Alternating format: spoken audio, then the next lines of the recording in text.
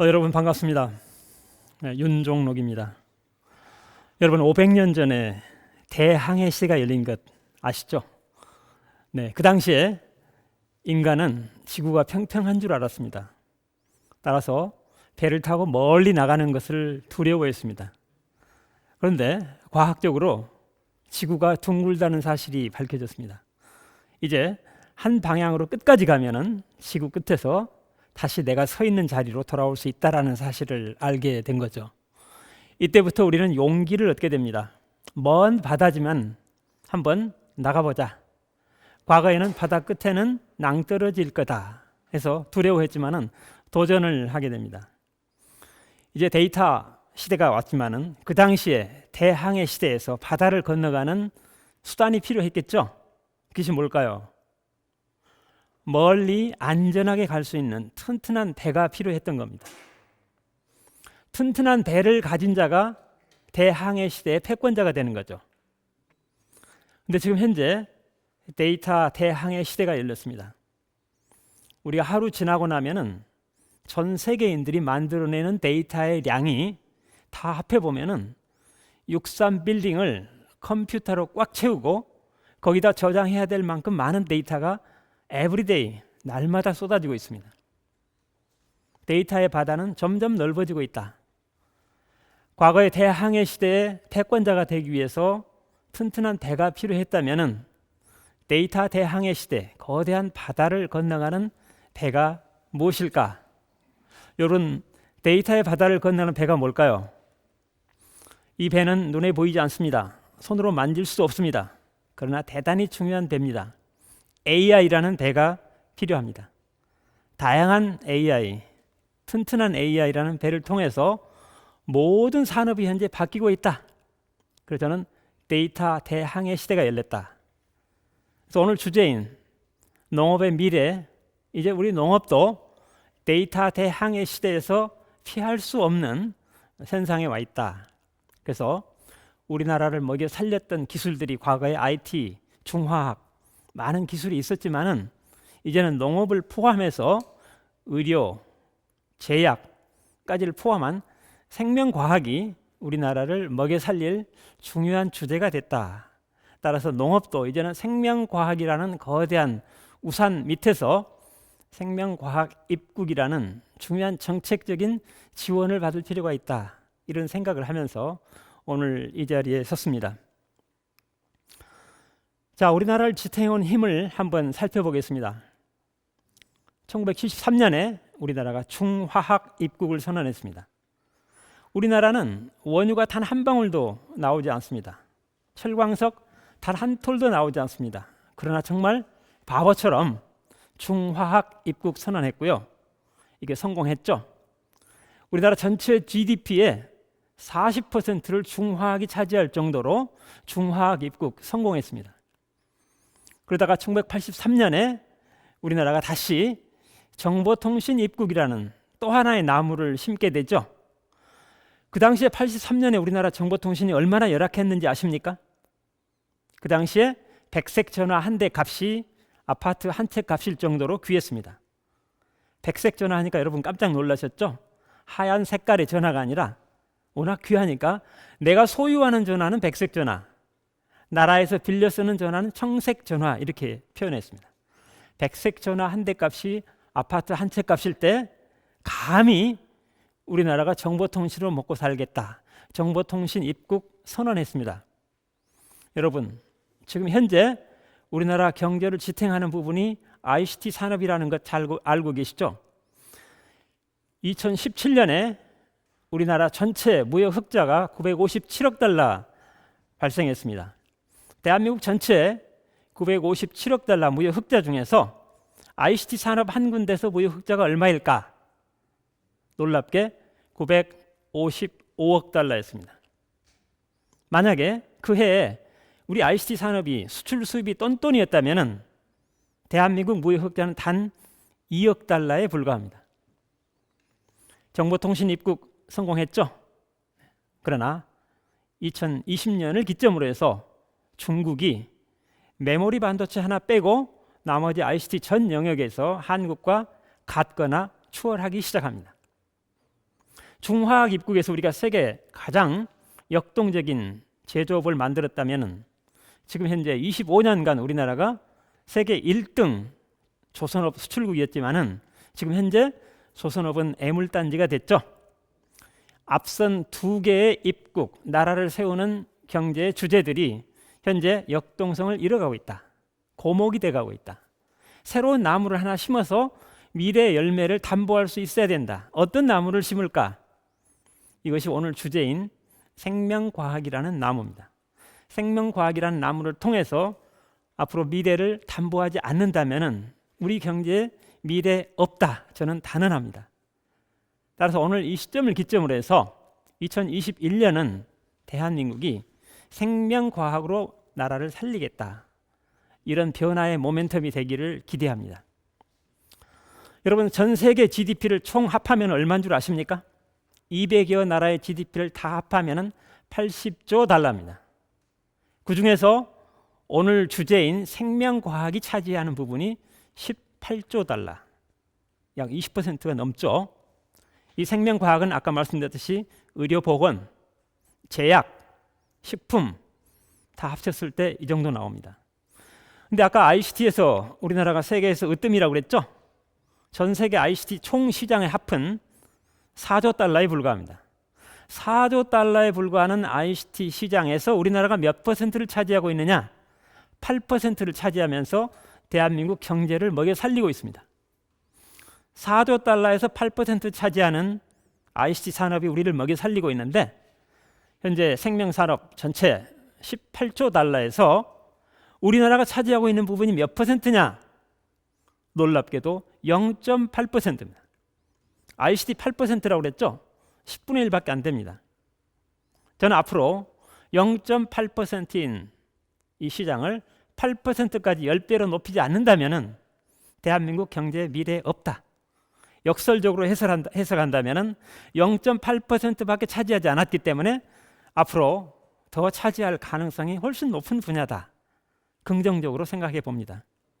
의료보건, 제약, 식품 이 중에서도 가장 중요한 부분이 식품 영역이고 우리 농업이 그동안에 해왔던 부분이 오른쪽에 있는 식품 영역에서 역동성을 발휘할 순간에 와 있다. 자, 생명의 터전인 이 지구가 과연 몇 명까지 인구를 지탱할 수 있을까? 100년 전에 질소비료가 발명되기 전까지는 이 지구상의 인구가 1만 년이 흘렀지만은 10억 명을 넘지 못했습니다. 그나마 평균 수명도 30세를 넘지 못했습니다. 합해봐야 300억 세. 그러나 100년 전에 독일의 하버가 질소비료를 개발했죠. 그리고 노벨상을 받았죠. 질소비료의 등장으로 인해서 비로소 이 척박하기 그지없던 지구가 비옥해지기 시작합니다. 그리고 100년 사이에 인구가 기하급수적으로 늘어났죠. 10억에서 60억으로 늘어나고 인간의 수명도 50세로 늘어나면서 곱해봤더니 3천억 세가 됩니다. 그런데 유엔에서 발표했죠. 2050년까지 이 추세로 가면은 전 세계 인구가 100억을 돌파할 겁니다. 평균 수명 100세가 될 겁니다. 한번 곱해봅시다. 100억 곱하기 100세 1조 세가 됩니다. 지금 현재 0.3조 세인데 앞으로 30년 사이에 1조 세로 늘어난다. 어떤 변화가 일어날까요? 자, 1조 세 시대를 우리가 준비해야 될 중차대한 시점에 와 있습니다. 저는 이것을 트릴리언 맨 이어, 1조 맨 이어, TMY라고 부르고 싶습니다. TMY 이전의 지구와 TMY 이후의 지구는 완전히 다를 거다. 100억 명이 100세를 사는 이 지구, 이게 재앙일까요? 축복일까요? 이게 영원히 축복일 수만은 없다. 어쩌면 재앙일 수도 있다. 100세를 산다라고 가정했을 때 60세 이상 100세까지 40년간은 우리는 어쩌면은 생명공학에 도움이 없다면은 불편한 노후로서 정말 불행한 시기를 견뎌내야 될 겁니다. 아울러서 지구의 한계가 30억에서 60억으로 넘어갔다가 갑작스럽게 30억 더 늘어나게 된다면 어마어마한 환경 파괴가 일어나고 기후 변화를 감내해야 됩니다. 아울러서 100억 100세 인구가 되면은 먹거리가 지금 현재보다도 70%가 더 늘어나지 않으면 안 됩니다. 이 몇 가지 조건이 충족이 되지 않는다면 100억 100세 시대, TMY 시대는 축복이 아니라 재앙일 수밖에 없다. 그러나 유엔에서 과학기술의 힘에 의해서 TMY 시대가 열리겠다라고 했으니 우리는 이 부분에 대해서 농업 포함해서 생명과학이 이 부분을 지원해야 됩니다. 여기에 맞춰서 세계경제포럼, 월드 이코노미 포럼에서 2018년에 바이올로지컬 센츄리를 선언했습니다. 드디어 생명과학의 시대가 왔다. 세계경제포럼에서 4차 산업혁명이 왔다. 전 세계가 열광했는데 그보다 훨씬 더 중요하고 디테일한 바이올로지컬 센츄리가 왔다라고 했는데 우리나라 너무 조용하다라는 것이 저는 놀랍기만 합니다. 세계경제포럼에서 이제는 질병과 직접 싸우지 않는 시대가 올 거다. 왜 바보처럼 질병하고 직접 싸우니? 질병이 예측되면은 미리 조치를 해서 아예 질병 자체와 인간이 싸울 필요가 없게 만들겠다. 어떻게? 컴퓨터의 도움으로 의료 산업이 혁신이 일어나고 컴퓨터의 도움에 의해서 유전자 공학이 활발하게 늘어나면은 이제는 맞춤형 식품, 맞춤형 의학 이 두 가지 길에 의해서 이제는 질병과 직접 싸우지 않는 질병과의 평화를 유지하는 세상이 올 것이다. 한마디로 얘기하면 이 얘기입니다. 우리 여기에 준비되어 있습니까? 네, 저는 심각한 문제고 이 부분에서 우리의 경제의 미래를 찾아야 된다. 여러분 잘 아시다시피 우리는 의료 서비스는 세계 1등인데 왜 의료 산업은 OECD 국가 중에서 꼴찌일까요? 지난 30년간 최고의 엘리트들이 의대, 약대 진학했습니다. 그들의 97%가 의사, 약사의 길을 택했습니다. 단 3%만이 연구나 산업으로 퍼져나갔던 거죠. 이제 저는 의대, 약대 정원의 30%를 더 늘려라. 그리고 늘린 이 전체 정원은 의사, 약사의 길을 걷는 게 아니라 연구하는 의사, 연구하는 약사의 길로 가라. 이를 통해서 수명 연장이라는 재앙을 축복으로 만드는 이런 일을 우리나라가 먼저 가야 된다. 그런데 작년에 정원 30% 늘리는 작업이 진행됐지만은 불행하게도 이 30% 정원이 다시 전체가 다 의료 연구 산업으로 가는 게 아니라 의료 서비스로 가는 걸로 했다라는 부분은 저로서는 대단히 실망스럽습니다. 이처럼 의료뿐만 아니라 생명과학은 먹는 식품까지를 포함하는 부분이기 때문에 이 부분에 있어서 우리 농업이 가야 될 길, 이제는 맞춤형 의학과 유전자 공학이 ICT 기술에 의해서 비로소 발전하기 시작합니다. 그동안에 생명과학이 발전하지 않았던 것 아닙니다. 생명과학이 발전하고 싶어서 안달이었지만은 정보통신이라는 인프라가 갖춰져 있지 않았기 때문에 속도가 느릴 수밖에 없었지만은 지금 현재는 ICT 인프라가 워낙 잘 돼 있기 때문에 생명과학이 가속적으로 발전할 수 있는 환경에 와 있죠. 여러분, 코로나19 과거 같으면은 백신이 나오는데 7년 이상이 걸려야 됩니다. 최소한 1년 만에 나왔죠. 이 1년 만에 만든 회사들의 공통점이 뭘까요? ICT 기술을 최대한 활용해서 실험하고 검증하는 시간을 줄였기 때문입니다. 이제 ICT 기술에 의해서 유전자가 가위질만 하는 게 아니라 편집까지 가능합니다. 자, 유전자 가위는 많이 들어보셨죠? 가위로 잘라서 특정 유전자를 잘라내는 것. 이제는 그 잘라낸 공간에다가 필요한 적절한 유전자를 다시 채워 넣는 것. 이제 유전자 가위에서 유전자 편집으로 올라가게 되면은 이제는 개인 맞춤형 의학이 실현됩니다.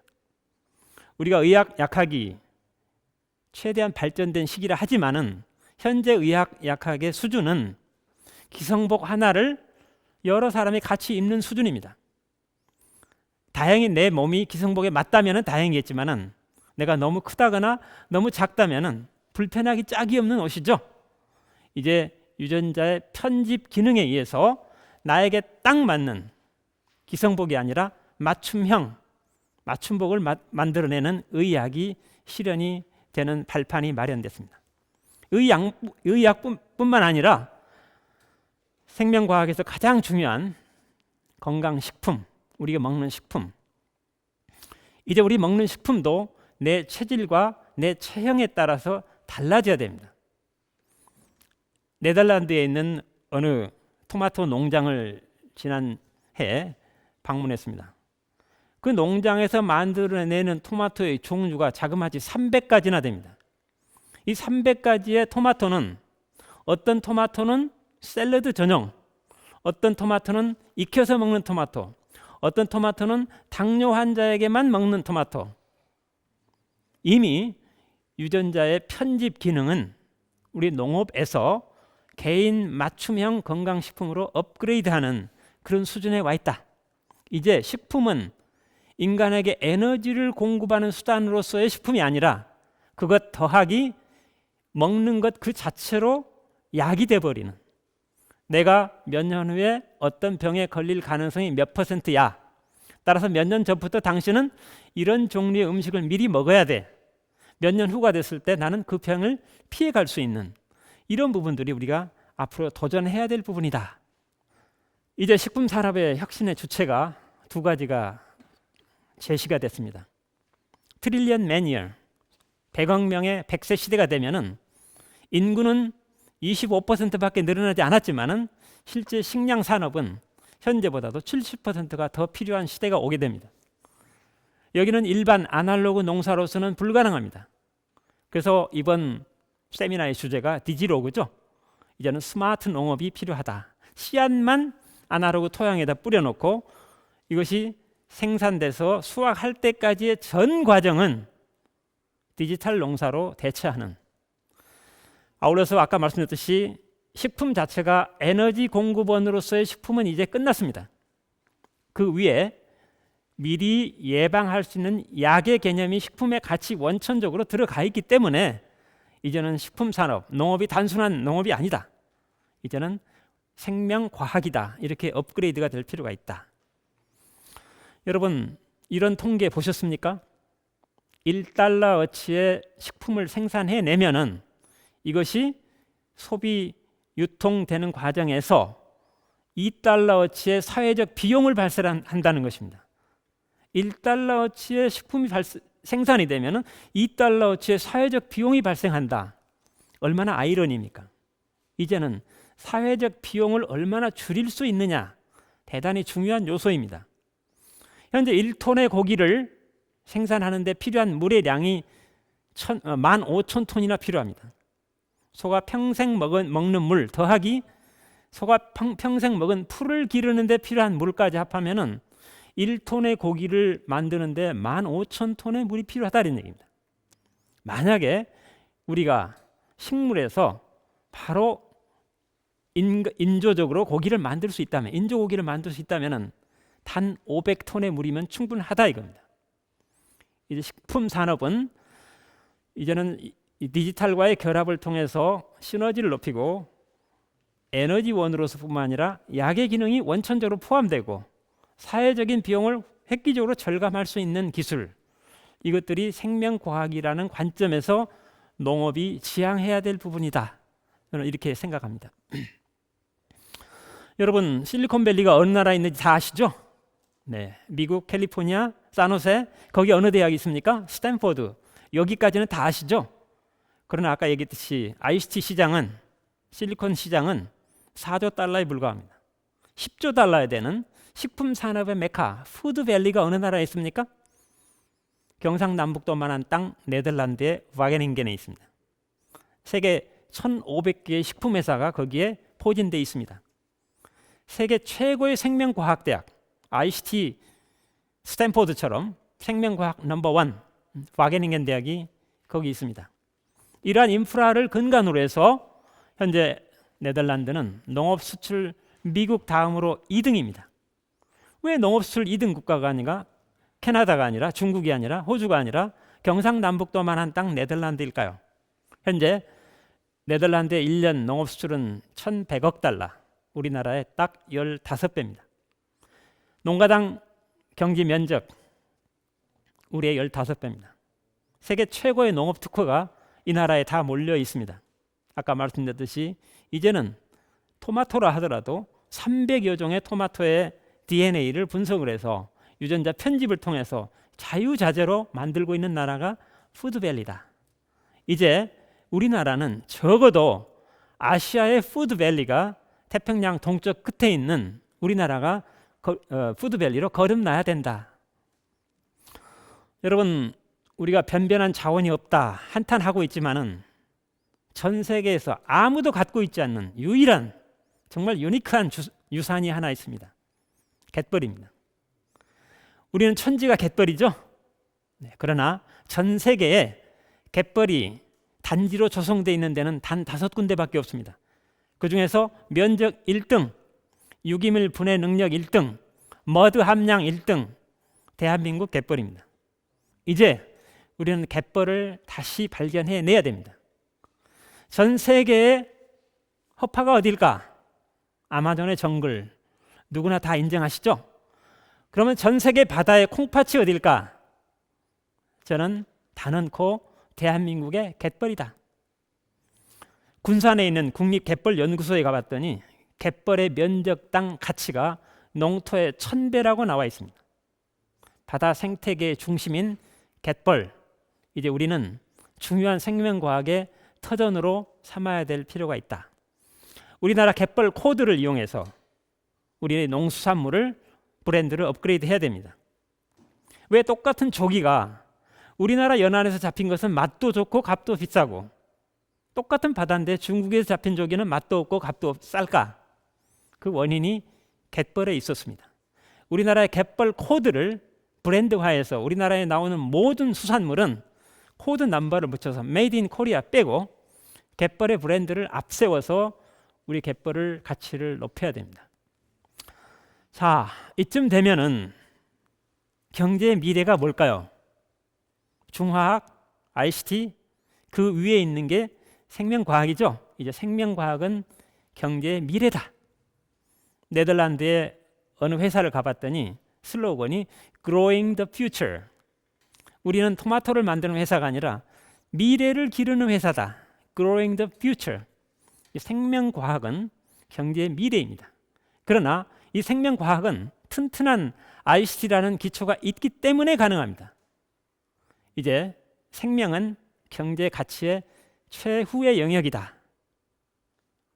불과 30년 안에 20억 인구가 늘어나면서 TMY, 트릴리언 맨 이어 시대의 경제 가치를 우리는 생명과학에 둬야 된다. 해서 저는 오늘 이 시점을 기점으로 해서 1조 세 시대 생명과학 입국을 빨리 선언하자. 늦었다. 이제 생명과학부를 하나 만들어야 됩니다. 과거에 정보통신부를 만들어서 모든 과학 중에서 정보통신 기술만 딱 뽑아내서 이거를 산업으로 연계해서 성공했던 것처럼 생명과학부를 신설을 해서 의료제약, 식품산업 전체를 한 군데서 경제 주력화해야 됩니다. 현재 보건복지부, 농림부, 해양수산부로 분리되어 있는 이 펑션의 상당 부분을 생명과학부에서 경제 주력화로 만들어야 되고 여기서 인력 양성, 생명과학과 다른 과학의 융합, 생명과학이 발전하기 위한 여러 가지 규제 문제, 우리가 원격 의료 아직도 우리나라에서 불법으로 돼 있죠. 등등 해서 규제 완화 이런 부분까지를 포함해서 정부에서 생명과학이라는 부분을 나라를 세우는 입국이라는 개념으로 업그레이드해서 지원해야 될 순간에 와 있다. 이 부분을 다시 한번 강조하면서 제 얘기를 마치겠습니다. 감사합니다.